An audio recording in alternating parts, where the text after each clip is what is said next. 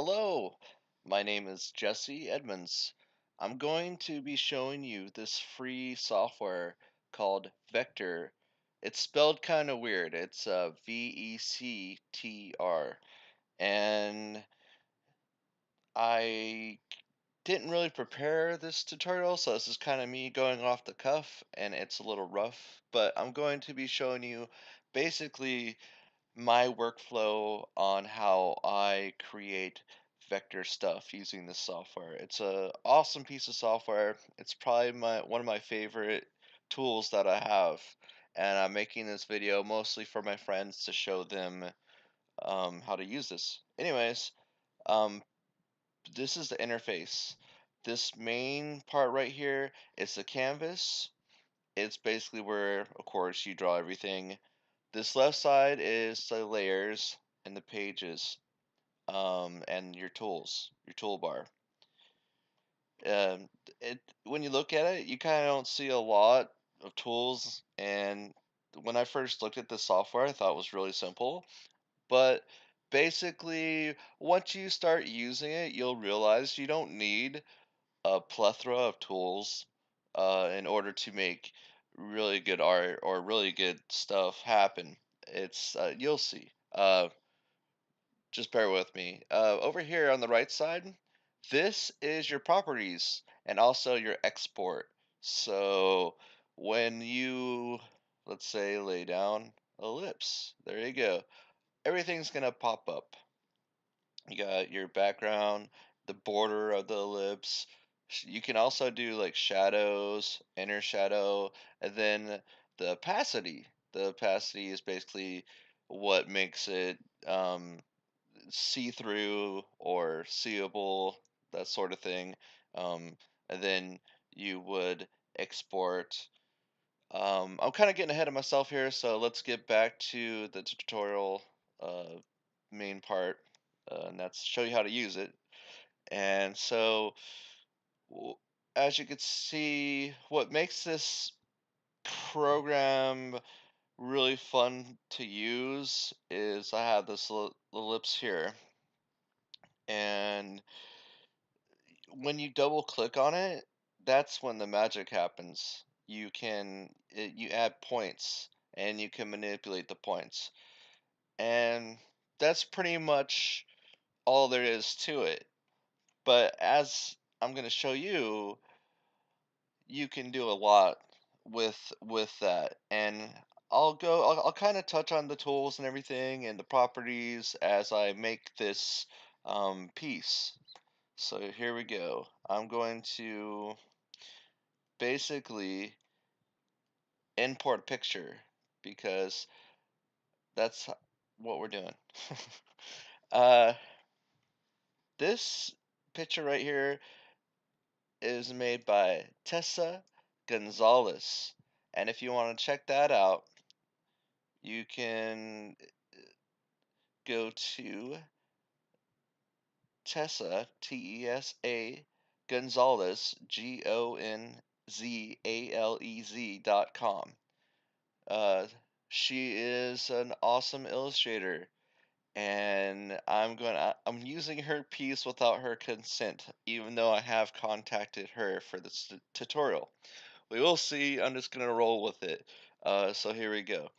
Um, as you can see, all I did here was I had a picture that I saved from Facebook, on my desktop, and I just dropped it in here. And what happened was it dropped it on the first layer, and you can manipulate it. This is not an image editor. Basically, you're not going to be using this, to touch up your Photoshop files, but that's okay. We're using vectors because we want to make something different. I'm using a picture just for this tutorial purpose. Um, Basically, this is on this layer, and I want when you put your mouse over the layer, you can kind of see it's a little faintly that over here to the right, there's you can either view it or not with the little eye icon, or there's a way to lock it. I'm gonna lock it. because now yeah, I can't move it around. I just kind of want it to stay put. And now I'm gonna make a new layer. So let's see here. And basically, you know, there isn't like a new layer icon and all that. And you don't need that. I kind of using Photoshop or other software, you would think that, and I kind of just in this tutorial was like trying to find it and everything. But then I realized basically how everything works is you just start working with stuff, and will automatically make the layers for you. So we're gonna start with this character's hat, and I'm gonna use the rectangle tool, and um, you can either just draw it, but I'm gonna zoom in, and I'm gonna hold down Control, and oops, that's a little too much, and then I'm using the middle mouse button so I can kind of see what I'm doing, and I'm just gonna click, and so there you go, you have a rectangle, whoop-de-doo. But how I kind of do things, especially if I'm drawing over an image that I did, uh, I use this opacity so I can kind of see um, what when I make the points, where they go. And so now I'm going to manipulate this, but um, when you start doing that, you'll notice like, oh, it's all uniform. So kind of all this, it's not, like I want to put this right here, but you'll notice like the top part of this hat's cut off. Well, that's what, like I was saying earlier with the ellipse, what you do is you just double click, and there. Now you can bear with me because I'm using a trackball, not a regular mouse. Let's see here. Let's see. Put that there. Okay. And that didn't need to be that hard. So now I have the top part of the hat, and I'm gonna keep going.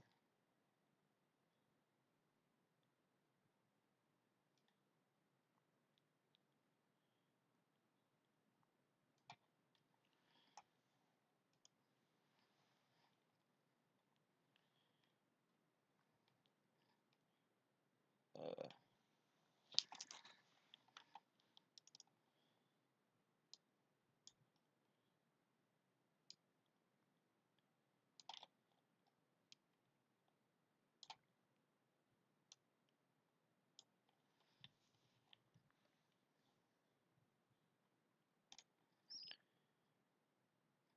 Another thing that's really cool is when you're drawing, you'll see these little blue lines, and those are guides. So you want to be in the center of an object. I'll show you more for that eye in a second. We are going to be using those guides just to keep um, like a like where we want to be. So if that makes any sense, it probably doesn't, but you'll see. Anyways, so I have that, and dang it.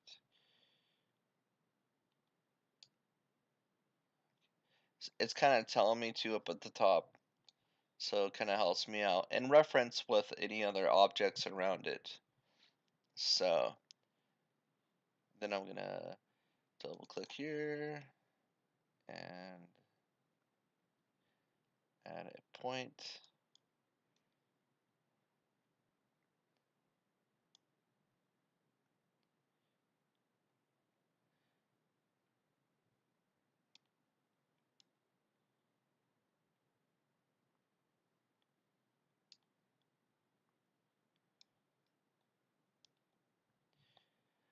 So I want to kind of touch on something why we are working with these rectangles before anything else is what's really cool is let's say you're making buttons or something like that, or many various other things you can use this for. If you haven't realized, there's these 2 points instead of 1 point. Well, these are what you drag to make, let's say, ellipse rounded, to make the rounded edges. So you could do a lot of stuff with that. And I use that a lot. So there you go. That's what those are. Um, and you notice how I'm doing all of this. I'm just clicking over here to these objects, and as you can see over here, these are my layers that's automatically being generated. And if you just click back onto the object, it'll automatically go to the layer. So, and let's say I want this head that I just created under this hat part. Well, I could go and drag it under this layer, or I could go, when you automatically click on the object, um, these tools above it come up, and what they do are various things. When you put your mouse over it, it'll automatically display what the tool does, which is really helpful. Um, this makes it, as you can see, upside down, and then this flips it. But it doesn't commit when you put your mouse over it, so don't get scared. You will basically, when you click your mouse, it commits. That's all. But this tool right here, this these two right here are your up and down layers.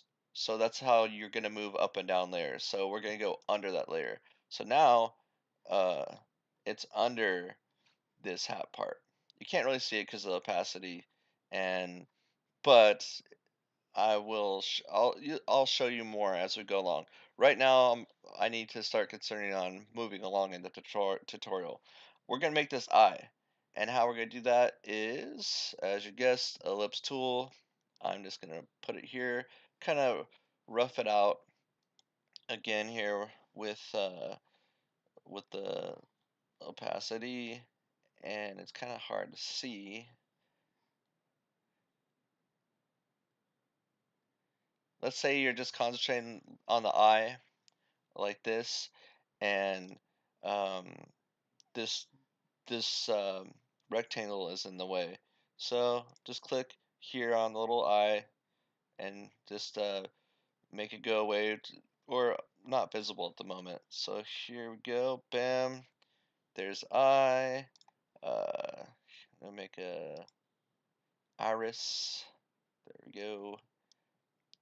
And then so, and then we're gonna go to back, make this so we can see it.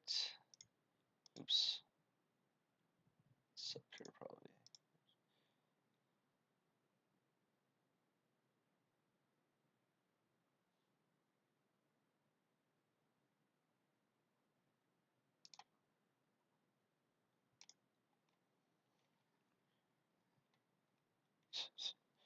I'm making everything go away. And as you can see, we are making this character. And I'm just gonna go here.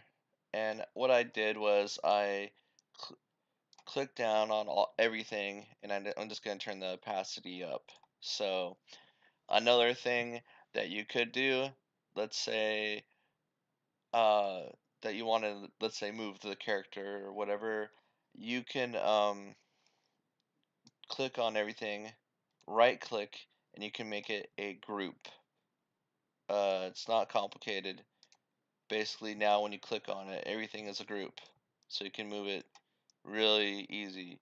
And that's that. Oh, also, you can use your keyboard keys, the cursor keys, to be really precise and move up and down. I use that from time to time as well. Uh, but let's get into the properties, because I drew this head, and So you can see kind of how you would do something like that. But now I don't want this hat to be purple and the face to be blue. Maybe you do. I don't know. But I don't. So it's a group, but um, so when I click it, I want to make individual colors. But still a group.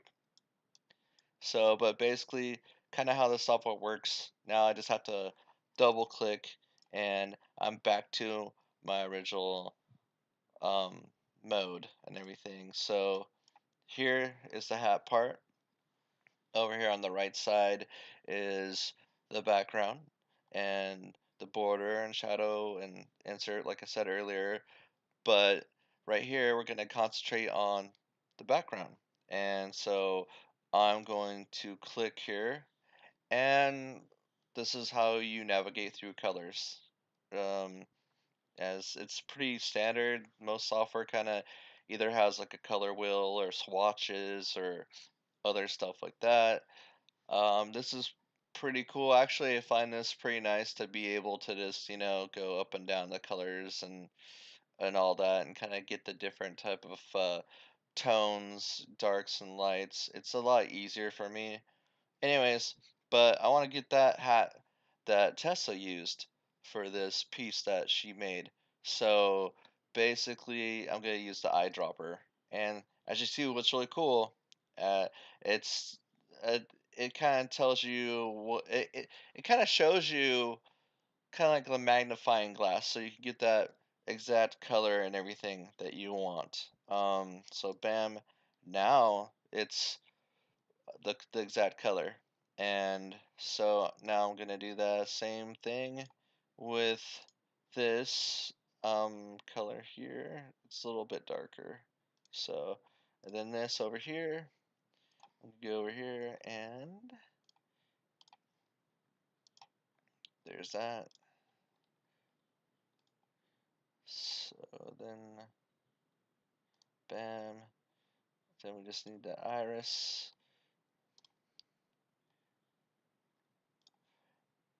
and bam. Okay. So what happened? Um,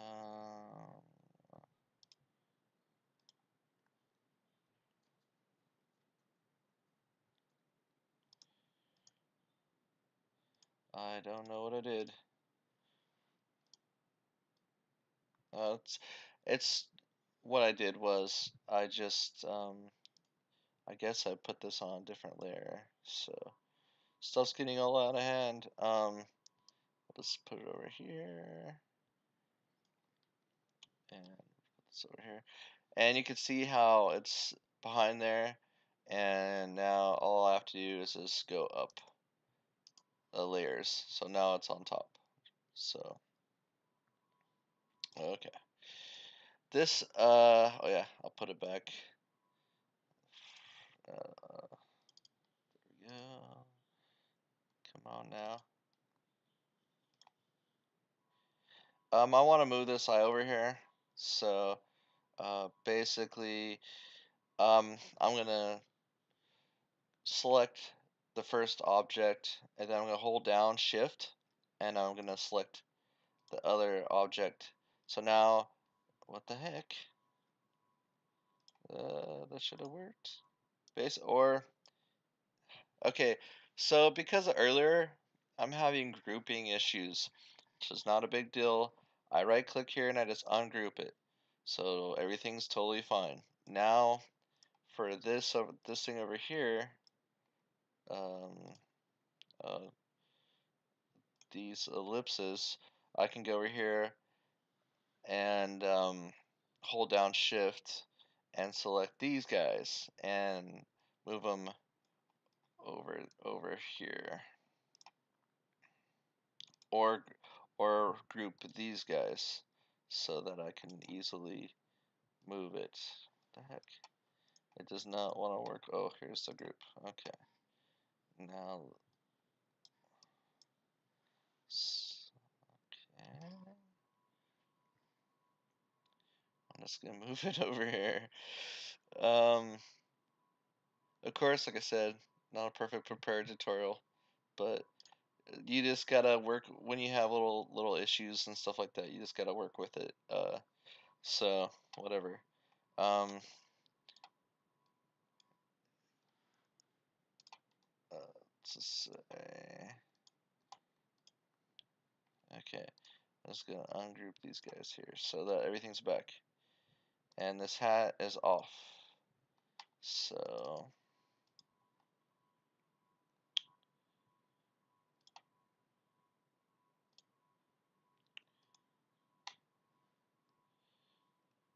move it down just a tiny bit. Okay. Now, um, I'm just gonna take your. Oh yeah. First, I'm just gonna choose the color for the eye real quick, for like the iris and everything again, cause it got all messed up. So, oh shoot, that's okay. We're gonna. This brings up the option of borders. So now over here, I am going to do the border of the eye. So now we're good. Um, and it'll look better when I make the iris the same color. Uh, but let's see here. Or I'll just make it the same color as iris. Why not? Um, over here, there's extended options. You can have it on the inside, centered, or on the outside. Um, we'll get into that. Kind of like if you had this coat over here, and if you didn't want the line, if you had like a, let's say, a thick line, and you wanted to just be on the inside instead of on the outside, that's why you use that. But we're gonna keep on moving along here. So, I don't, no, no, oops, I didn't want a border. Let's see here. I kind of have to move my screen a little bit because of this recording bar that I'm using for this software to record is in the way. Let's say you don't want a border. You would, over here is when you're turning on and off the, basically the effect. And I'm going to turn off border for that. So I'm going to move my software back. So then I'm going to scroll back in here. And so background is going to be this. Okay. And there we go. And Control A will select everything um, and move it all here. So now we have the head. And it wasn't too hard. It was actually pretty easy. I mean, when you start learning this stuff and doing it yourself, all this will be super fast and easy. And you can kind of see why this software is pretty amazing, hopefully, by now. But let me show you some other things real quick that are really helpful, and especially when you're doing vector work. Um, so I'm going to make two ellipses. Okay, so here we go. Here's one. Here's the other one. We'll just do like, we'll do kind of like a really cruddy Mickey Mouse ears. The, anyways, so and I'm just to be extra. I want 'em to make it look like the hat actually. So there we go. You can kind of see how easy that was to do. But anyways, now I'm gonna to if you see what if you put your um, mouse over it, you can kind of see like where kind of where it is in the order of layers, and that's kind of cool. But let's say I wanted this whole Mickey Mouse ears to be connected. And aside from grouping and everything like that, let's say I wanted the vectors to be or the objects. I've been referring to them all as objects, but they're vectors.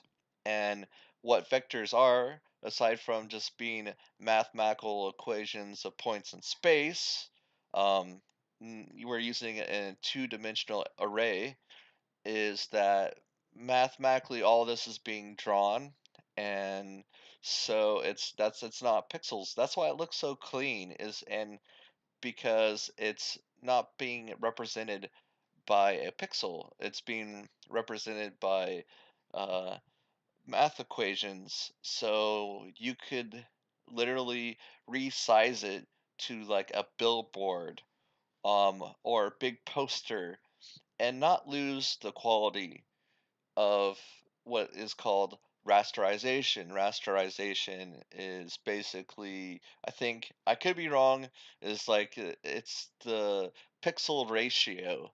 Hopefully, I'm not wrong on that. But anyways, uh, so I want to connect these Mickey Mouse ears. Probably now that I'm making this, Disney will not allow me to put this on YouTube for. Anyways, so here we go. Ghetto Mickey and Mouse ears. If you've noticed, and I'm kind of gonna zoom in, uh, if I can. So, oh, another thing is this is this software um was made kind of like a web browser, and so in that you can kind of navigate through it like a web browser. I didn't mention that. So let's say you wanted to go left and right when you're zoomed in. Well, down at the bottom is your scroll to left and right, and up at the top. That should have been probably the first thing I told people, but this is not a scripted tutorial, so there you go. But anyways, so as you can see again, the layer sorting here as I just move my mouse over, and I want it all to be one connected vector, one connected object. So I get these new buttons up here when I have a, a bunch of vectors or objects selected, and this one is the one I want. It connects everything. But as you can see, let's say we'll get into these, but these do different things. And we're gonna start with the Mickey Mouse ears first. So, bam. Now we got some Mickey Mouse ears, and now it is one um object, so I can manipulate it as accordingly. Put Mickey Mouse ears on this guy, um, and that's and so we can do all that sort of thing. Um, Another thing that's really important is you can see how when I go here, I am warping everything when I'm moving it. Let's say I don't want to look like that. Of course, I want it to look like it originally did. Here, let's just Control Z a little bit to undo things. Um, when you hold down Shift, you um, everything becomes formulary, or not formulary. Sorry, uniform. Everything becomes uniform.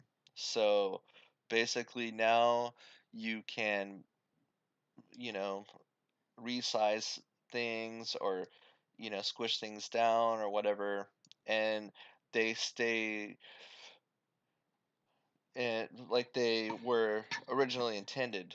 So anyways, that was just an example. I'm gonna get rid of that. Bam, delete. And this is my next example. I'm going to make a door, a simple door with a window, a simple window. So here we go. Um, Here's a door. And but I want to be kind of like the Hobbit door, or a rounded door up at the top. And I'm gonna double click, and I'm gonna go here and round the edges. Uh, so now kind of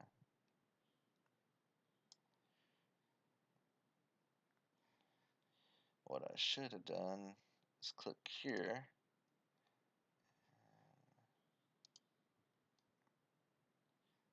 Okay. So let's say I just want the top parts. I don't want the top parts to all be rounded. If I hold shift and click these inner dots to round things off, basically you will select like you would. Dang it, didn't do it. I guess. Well, maybe that's just a feature, and I also know Illustrator, so in Illustrator you can do that.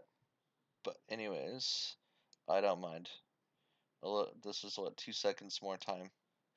Um, let's see here.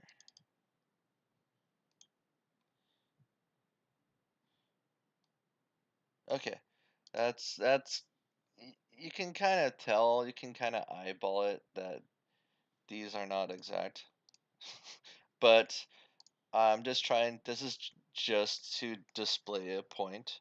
It's not to do anything. So now I'm gonna make um like here's gonna be like the window, okay? And I'm going to. It could be any color. It could be this color. Doesn't matter. And I want to. What I want to do. This looks pretty bad. Um, what I want to do is basically I want to cut a hole into this door. And I could add a different window or whatever later. This is just all for this tutorial.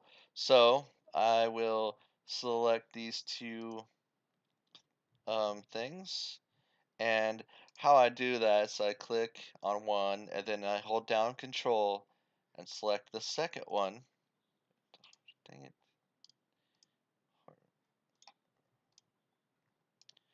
Forget that. Just let's go over here. Does I can you can just select them like this. It's totally fine. With like just a regular box selection or holding down shift and selecting each one or over here in the layers. Um, basically, I'm gonna go over here and see the second one right here has has cut a hole, and also I clicked and committed to it. And if we were to now, hello, see, you can see that it works. That's how that stuff works. And okay, so ghetto Mickey Mouse ears, and that was connecting everything and cutting out a hole. There is that. Also, there's other various things that you can do, like let's see here. This would be this one right here would be kind of like if you just wanted, as you can see, it would if you have two overlapping objects or vectors, um you'll do whatever's overlapping, and this is the opposite, whatever's not overlapping. You can use this for various things, and where I can't think of anything right now, so I'm gonna keep on rolling along here. So there's that, and I, I think I'm going to stop the tutorial here. I don't need to make a whole the whole characters, but basically basically you would just kind of carry on with how I showed you um, in the beginning.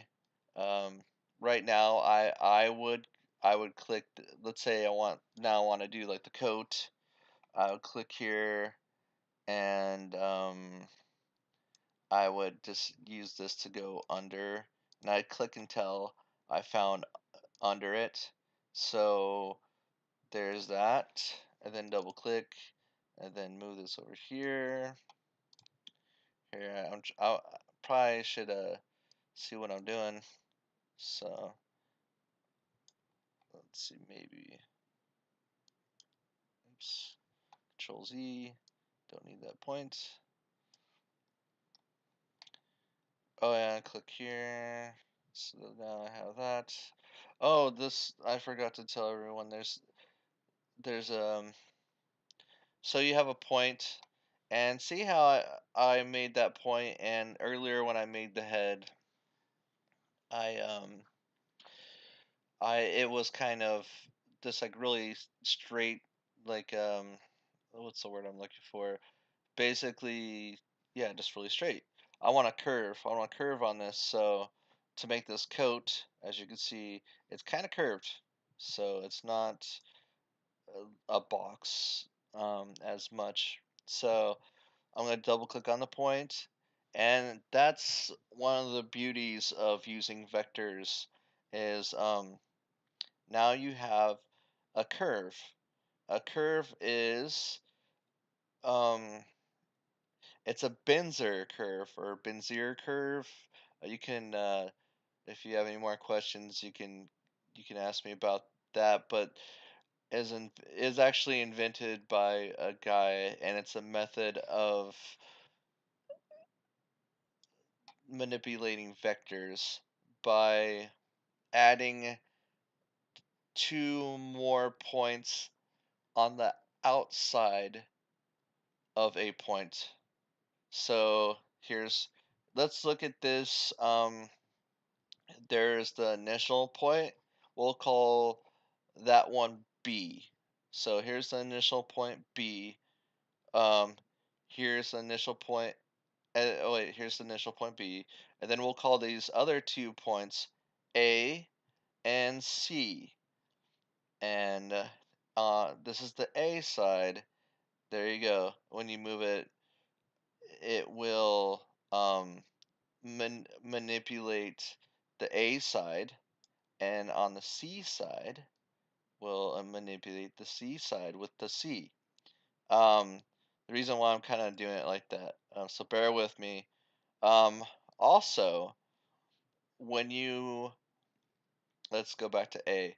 When you move it closer to B, or the initial point, it what it does is it gets closer to the original intention. But as you move more further away, it becomes a more elongated, or let's say rounder. And this is all being done mathematically, and basically what now you have this immense power um, with these curves. And you also, like in Spider-Man, have with um, lots of power becomes you have lots of responsibility now. Basically, um, you don't want to when you make art, you don't want to get crazy with your curves, okay? Especially when you're doing simple stuff. Um, because when you start getting like put a bunch of curves, let's say like for example, I should probably just use examples. Um, let's say I have like all of these. Believe me, I've made characters with a bunch of points, and you start getting all wacky with your curves. Let's say you got all this stuff going on. Let's say, and you can it it just let's say you got like some weird stuff over here, and you got this thing over here. Um, Basically, as you start editing everything, it becomes kind of a nightmare. And this is kind of what when I started learning how to use uh, Benzer curves. I'm probably saying it wrong, or Benzer curves is what I say. Um, it kind of, let's say, looks like it's working. Uh, and then you get in there and you start manipulating the A, B, and C Benzer curves, and you're like, oh, it's a mess. You're like trying to make this simple little hat or something, and you're just like, oh, geez, this is a mess. Um, Basically, the rule of thumb here, if you're making things, And I'm just gonna make this guy's coat real quick. Um, and I'm gonna use an ellipse. And basically, I'm gonna use a crazy color, so it really contrasts. There, not that one though. There we go. So, I'm gonna double click, and I'm gonna. What you want to do is, let's say, you are going to want to, let's say, I'm making this neck here, of course. Um, you're gonna want to look at this, uh, like you got look kind of in your mind's eye, as points, and you want the lowest amount of point count, um, as just explained. So I would go 1, 2, 3. So and if you look at the curves, it doesn't really curve that much. That's kind of why I chose this. But you look at something like this, and it kind of curves more. And basically, what's going to happen here is I'm going to make this real quick and to explain my point. And then I'm just going to click here. Okay, there, and as you can see, ellipse was a bad choice to make this coat. But there's no, that's not a problem. Um, that's one of the things I should explain earlier, and hopefully you're still bearing with me on this tutorial as I've kind of struggled through some of it. If you double click on it, it will make it, um, instead of using bins or curves, it'll make it a just a straight point. There you go. So and then let's say I wanted this one to be a Benzer curve. There, I could do that a little bit. Um, but curves are kind of cool because let's say like yeah we did have something like that. This where it is kind of rounded here.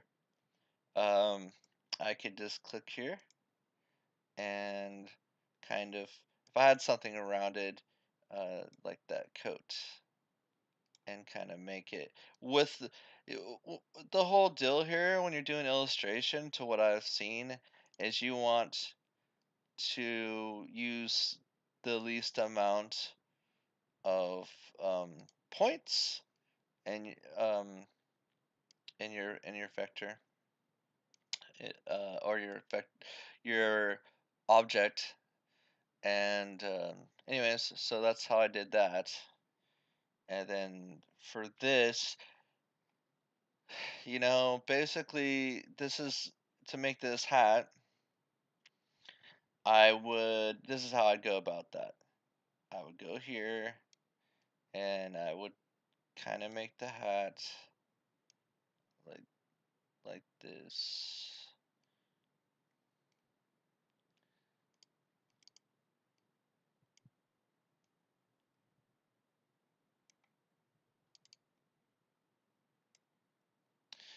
And then I would just take like a square or ellipse and I would go like this and I just cut out that part and then I would oops, just kind of stretch it out.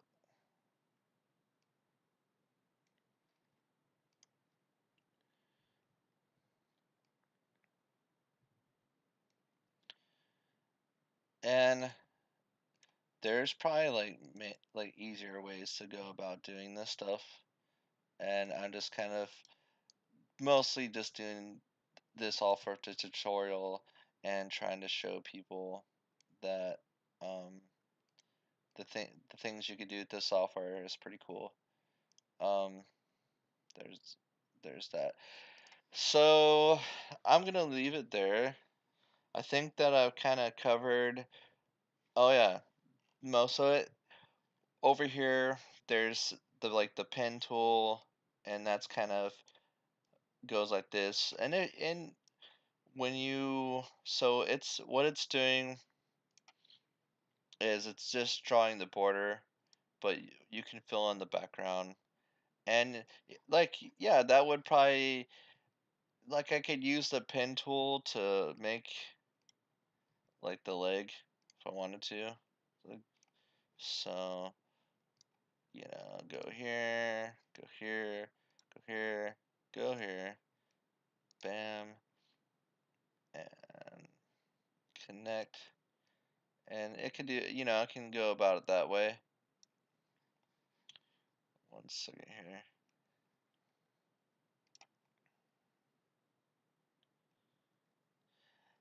It's a little different for me because I'm coming from more of a illustrator background. And so, anyways, let's say what makes this kind of cool is when you hold down, that's when you create the the the Bezier curve. So, if you wanted to be really really slick here, and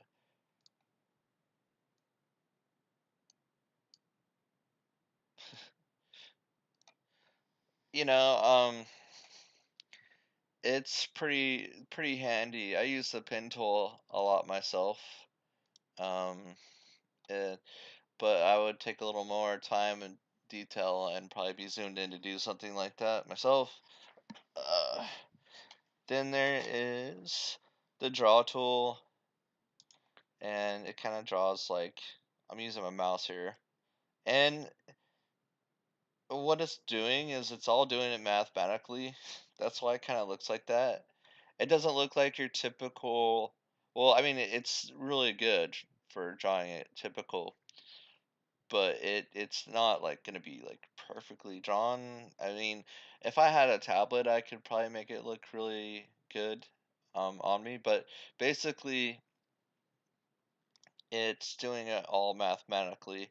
So kind of like it's all using vectors again. And that's why it kind of looks like that. But it's pretty dang good for what you're trying to do. Um, I don't really use the pencil tools much when you're doing illustrations and when you're doing that that sort of thing, like logos and stuff. It's you're using mostly like shapes and you want to be to have things centered or off centered. Everything's more a little more calculated than kind of going all like freehand on stuff.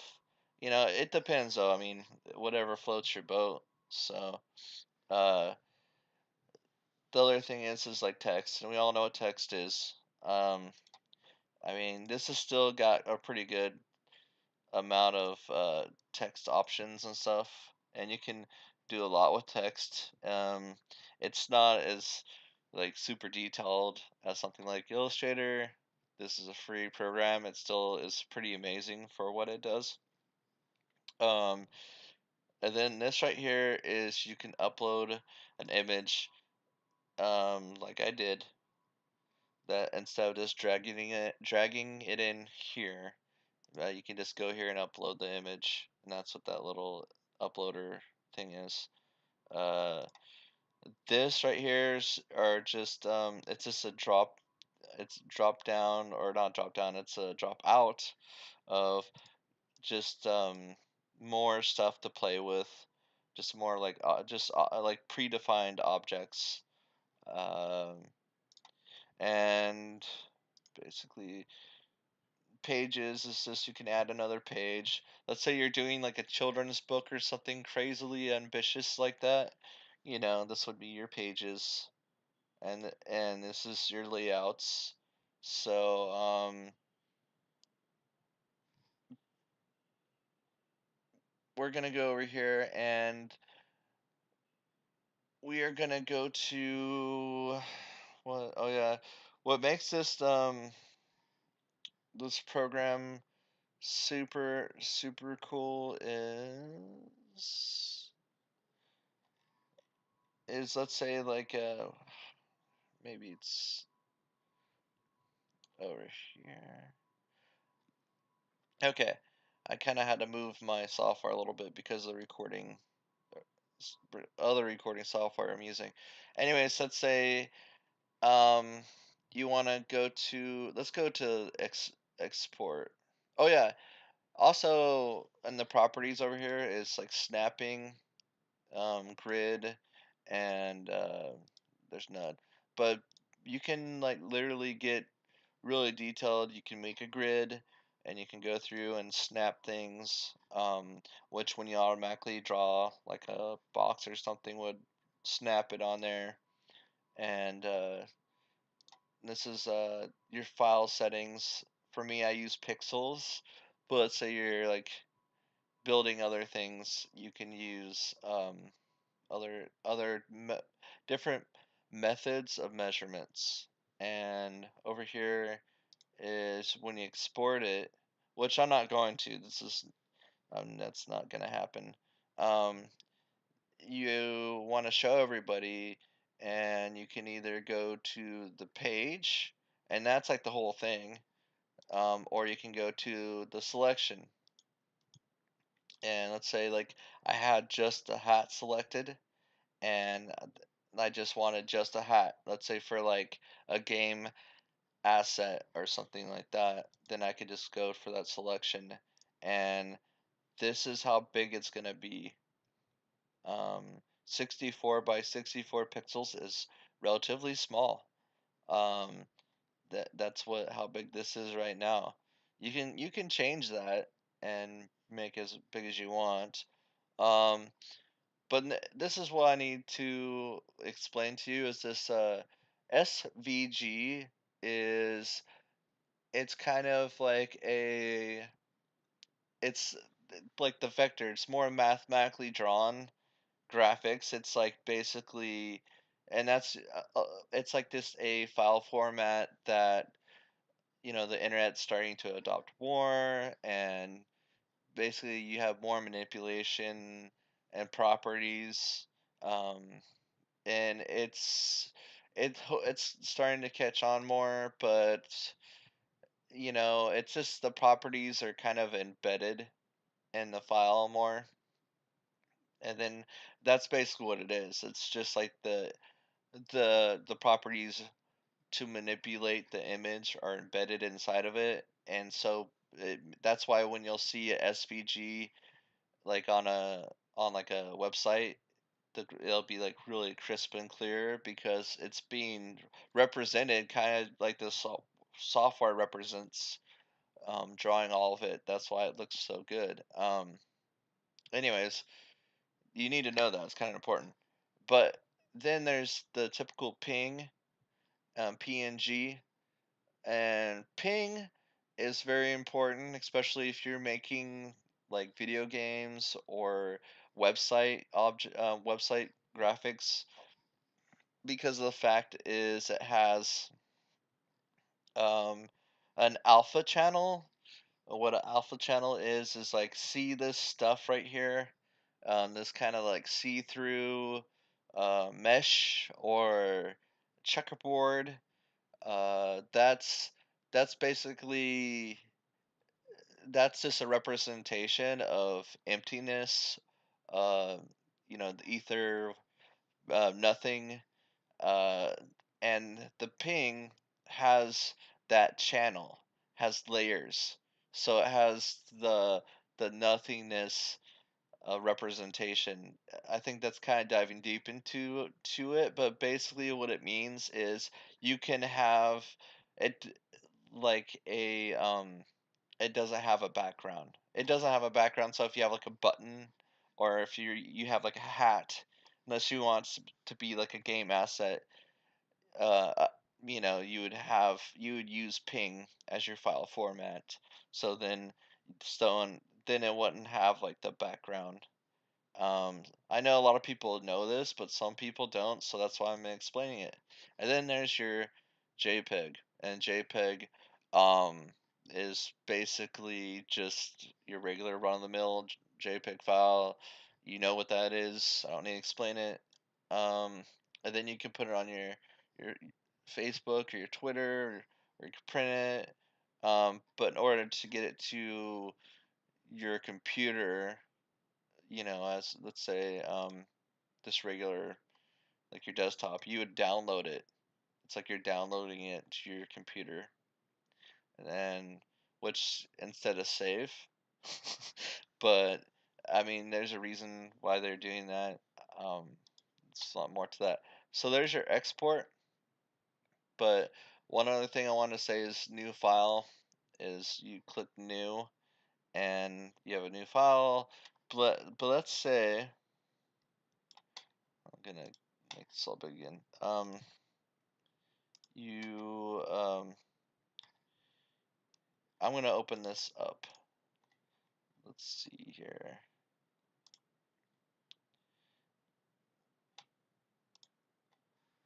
Basically, where's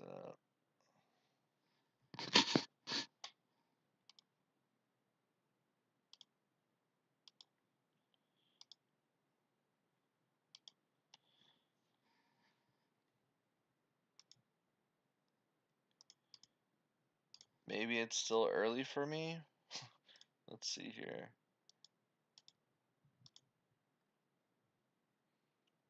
But when you one second here.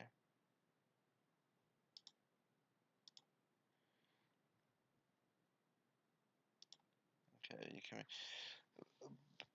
it's not logging in, I guess, to my previous ones, but basically what's how I'm gonna end tutorial is by saying that everything that you do, oh geez, most simplest thing.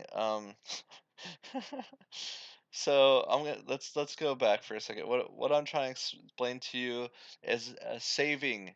Like you want to save the file and you want to open it again. It's kind of different in the software from your typical run-of-the-mill Photoshop type stuff. And I don't know why I was having such a hard time trying to explain that. Basically, you go here to this little um pointer here, arrow, and it's your profile. So you click on that, and this is like the stuff I've already done. As you can see, my little like penguin guy, and what we just did is right there. So um, it's it's just everything. That's kind of how everything that you do is kind of just saved in your profile. And actually, I find this quite more of a better system than hitting file and then going to save and like putting it into a location and like going about it that way. It's actually this is kind of a little bit better. It was really hard for me to explain that to you, but of course I've been using my mind a lot to make this tutorial. So um, basically that's how everything works. I hope that you liked it, and and just let me know if you have any questions or anything like that. Have a good one.